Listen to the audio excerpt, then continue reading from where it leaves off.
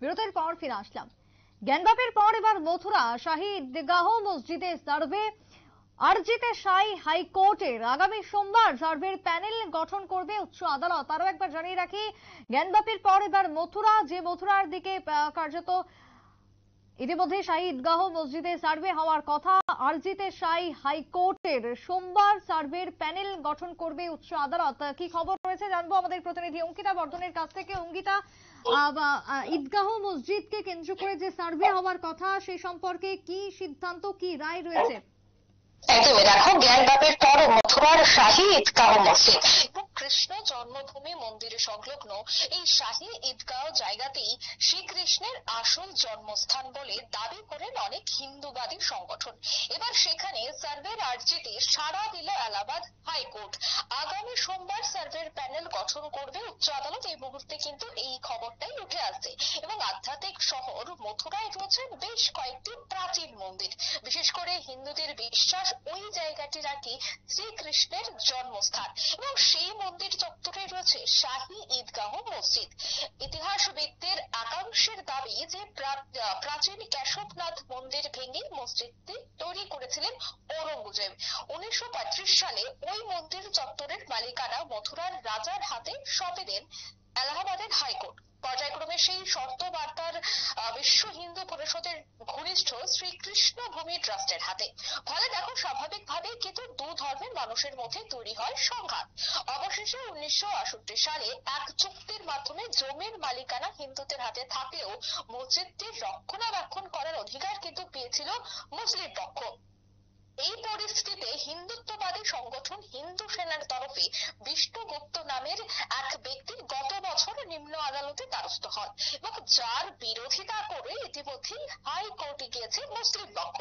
এবার উচ্চ আদালত সার্ভের পক্ষে সায় দেওয়ায় মুসলিম পক্ষ শীর্ষ আদালতের দ্বারস্থ হবে বলে মনে করছেন ওয়াকিবহল মহল। মূলত এই ঘটনায় কিন্তু এই মুহূর্তে উঠে আসছে যে জ্ঞানবাপীর পর মথুরার শাহী ঈদগাহ মসজিদ এবং কৃষ্ণ জন্মভূমি মন্দির সংলগ্ন শাহী ঈদগাহের জায়গাতেই কৃষ্ণের আসল জন্মস্থান বলে দাবি করছেন অনেক হিন্দুত্ববাদী সংগঠন। এবার সেখানেই সার্ভের আর্জিতে সাড়া দিয়েছে এলাহাবাদ হাইকোর্ট। আগামী সোমবার সার্ভের প্যানেল গঠন করবে উচ্চ আদালত। মূলত তুমি বুঝতেই পারছো, এই মুহূর্তে কিন্তু জ্ঞানবাপীর পর মথুরা এবং শাহী ঈদগাহ মসজিদকে নিয়ে রীতিমতো দিল্লির অন্তরে কিন্তু কানাঘুষা শুরু হয়ে গেছে, যাকে কেন্দ্র করে সার্ভের আর্জিতে এই মুহূর্তে সায় দিচ্ছে হাইকোর্ট। সেই খবরটাই কিন্তু এই মুহূর্তে দিল্লির অন্তর থেকে উঠে আসছে। অঙ্কিতা, দেখো, আমরা যে মসজিদের কথা এই মুহূর্তে বলছি মথুরায় একদিকে যেরকম দেখেছি কংসের কারাগার, কৃষ্ণের জন্মস্থান, তুমি যেমনটা বলছিলে অধিকাংশ হিন্দুত্ববাদীরা মনে করছেন, এবং অন্যদিকে একই পাঁচিলের মধ্যে এই মসজিদ অবস্থিত। সেই জায়গায় দাঁড়িয়ে এই মসজিদকে নিয়ে আজ প্রথম এই মত উঠে আসেনি, একাধিক সময় একাধিকবার আমরা দেখেছি, এটা বহু চর্চিত একটি বিষয়। কিন্তু তুমি যে বলছো সার্ভের কথা, সেই সার্ভেতে কি কি বিষয় উত্থাপন করা হবে বলে ইতিমধ্যে মনে করা হচ্ছে? দেখো, বিষয় তো উত্থাপন করা হবে। একদিকে রয়েছে হিন্দুবাদী সাধারণ মানুষ, অর্থাৎ হিন্দুত্বে বিশ্বাসী মানুষ, এবং অন্যদিকে রয়েছে মুসলিম মানুষ।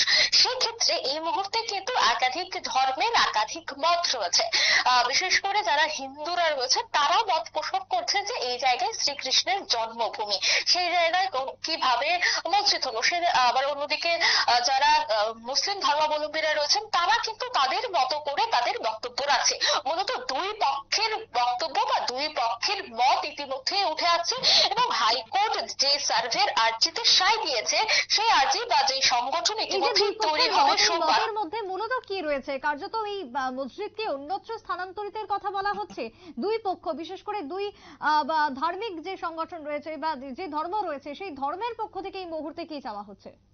দেখো, যে যার ধর্মে বিশ্বাসী সে তার ধর্ম বা সে তার মসজিদ বা মন্দির নিয়ে কথা বলবে, এটাই স্বাভাবিক, এবং যে যার দাবি নিয়ে ইতিমধ্যেই জড়ানো হচ্ছে।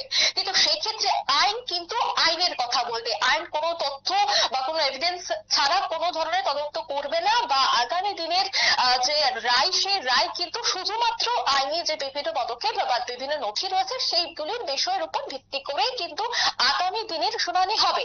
হ্যাঁ, কিন্তু তুমি যা বলছিলে যে কার দাবি ইতিমধ্যে জোরালো, দেখো যারা হিন্দু রয়েছে তারা বলছেন যে এখানে শ্রীকৃষ্ণের মন্দির ছিল, শ্রীকৃষ্ণের মন্দিরেই হবে। আবার অন্যদিকে যারা মুসলিম ধর্মাবলম্বীরা রয়েছে তারা বলছেন যে না এখানে মসজিদ হবে। রীতিমতো কিন্তু যে যার বক্তব্য রাখছেন এবং প্রত্যেকের বক্তব্য প্রত্যেকের সবার কাছে রাখা সেটা কিন্তু স্বাভাবিক। কিন্তু সেই ক্ষেত্রে এই মুহূর্তে যেহেতু সবটাই আইনি ব্যাপার, সেক্ষেত্রে যারা বিচারপতি বা যারা বেঞ্চে বসবেন বা যারা এই গোটা বিষয়টি নিয়ে তদারকি করবেন, গঠন করবেন এই কমিটি, তারা কিন্তু ইতিমধ্যে তাদের মতো করে আইনি পদক্ষেপ নেবেন। কথা বলছিলাম আমাদের প্রতিনিধি অঙ্কিতা বর্ধনের সঙ্গে। যদিও আগামী সোমবার সার্ভের প্যানেল গঠন করা হবে উচ্চ আদালতের পক্ষ থেকে, যেমনটা ইতিমধ্যেই খবর। একটা ছোট্ট বিরতির পর ফিরে আসছি, সঙ্গে থাকুন।